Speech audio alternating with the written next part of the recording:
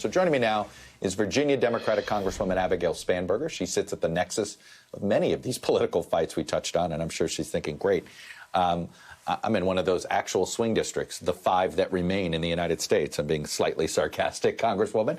But let me start with this issue of substance versus price tag. It is hard to be against any of the ideas, I think, as a conventional Democrat that is in this bill. So when you're looking at it, how much of it do you look at it as far as scope and size, and how much do you look at it as the price tag? Well, I think it's unfortunate that much of the conversation really focused on price tag to begin with. I think that when we're looking at creating policy that's important in the lives of the Americans that we represent, be they in the Commonwealth of Virginia or across the country, we should be looking at programs. We should be looking at policy objectives, the investments, of course, that they require, but the impact that they're supposed to have on our communities, particularly at this time where we really need to lean in on and invest in our economic recovery. So I fall solidly in the category, in the camp of individuals who think we should be focused on programs. What are the programs that are necessary at this time? What are the programs we want to invest in so that we can invest in our people, in our economic recovery, in our communities, and go from there. Of course, having a general budget that we're kind of aiming towards or around is important. But my focus is on the programs. There are a lot of tremendously beneficial ways to spend taxpayer dollars, and I'm focused on the intended outcomes of the investments we're looking to make. Do you think, though, that 3.5 is a number you can live with, or is it something that you think maybe it ought to be shaved down a little bit, or should it be bigger? I think it's going to be wholly dependent on the programs. Of course, at this point in time, the different committees of jurisdiction are creating the contours of the package, the Build Back Better Act. I serve on the Agriculture Committee. We have our markup on Friday to see what it is that we're going to be pushing towards this package as part of the full creation of Congress working in concert.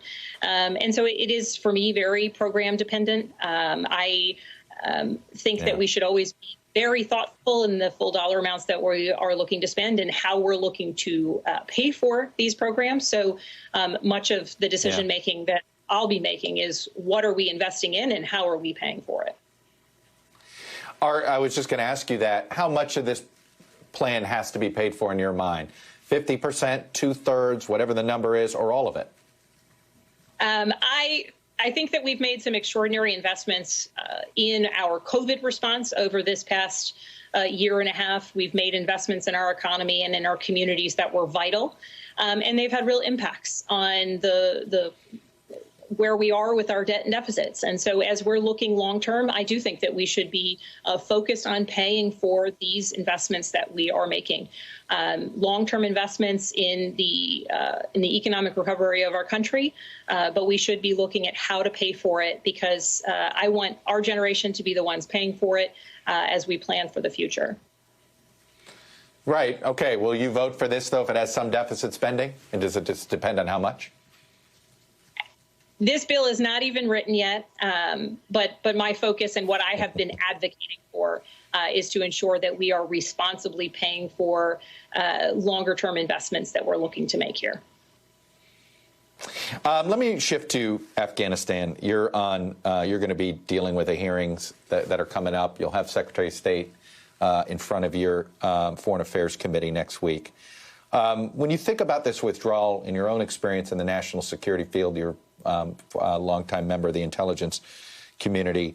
What can you pinpoint one way this went wrong, or is it a confluence of events?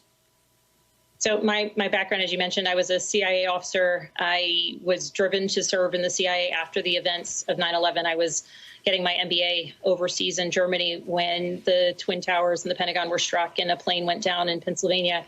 And that I had always intended at some point to move home and idealize the idea of serving my country. But that's when it came into stark relief for me, my desire to serve in the intelligence field. Mm-hmm. And I worked counterterrorism for the entirety of the time that I was with the agency. So much of what we've seen has really struck me. And I think the important aspect of what went wrong in Afghanistan, what has occurred, evaluating what we've seen, is there's 20 years worth of decision making that we ultimately need to be looking at. Of course, when Secretary Blinken comes before the hearing, I'll be asking specifically about, his time in his position and what's happened under the current administration. But certainly that can't happen in a vacuum. There's 20 years of pivot points that we as a nation have pursued that have impacted the decision factors and the state of play as the new administration came in January. Let's talk about your counterterrorism background, this idea that we have these over-the-horizon capabilities. On one hand, generally we do, more so than most, if not any other country. But in Afghanistan, are you confident that an over-the-horizon counterterrorism strategy is feasible, or the lack of nearby base is a problem? So I come at this with a bit of a mixed view. I'm a former intelligence officer myself, a core collector, as we were called. I was a case officer, so one of the individuals who would be recruiting individuals, handling foreign nationals who were committing espionage and providing information back to the United States. So I believe deeply in the value of human intelligence that's collected person to person, which of course requires a presence in country. And so I think it's undeniable that without a presence in country, we will see a shift in what it is that we can collect, the relationships that we can create, and the information we can garner from them. However, there are places throughout the world where we do not have a significant or any presence of great existence, and over-the-horizon efforts have been valuable tools in our ability to not just combat terrorism locally, but also understand the ongoing threat. And so I think that we're in a place where, before I make any grand assertions of how prepared we are or what shortcomings may exist, certainly those are going to be questions that I'll be asking, elements of what our preparations are that I'll be seeking to understand. But I do value human intelligence greatly. It's how I came to the intelligence field. It's the trade that I practice. Ultimately, we do, technology's changed very, very much over the past 20 years. And so it's the elements that we are able to bring and the technologies we're able to bring to bear. You sound optimistically skeptical. If that could be if I could sum up your contradiction, you sound like you want to believe this could work, but it's a wait and see. Fair? Optimistically skeptical is an absolutely excellent way to characterize my feelings on, frankly, a lot of things, John. Yeah, well, welcome to the future of the American democracy, right? Optimistically skeptical. Congresswoman Abigail Spanberger, Democrat from Virginia, one of the swingiest districts in the country these days. Thank you for coming on and sharing your perspective. Thank you so much for having me.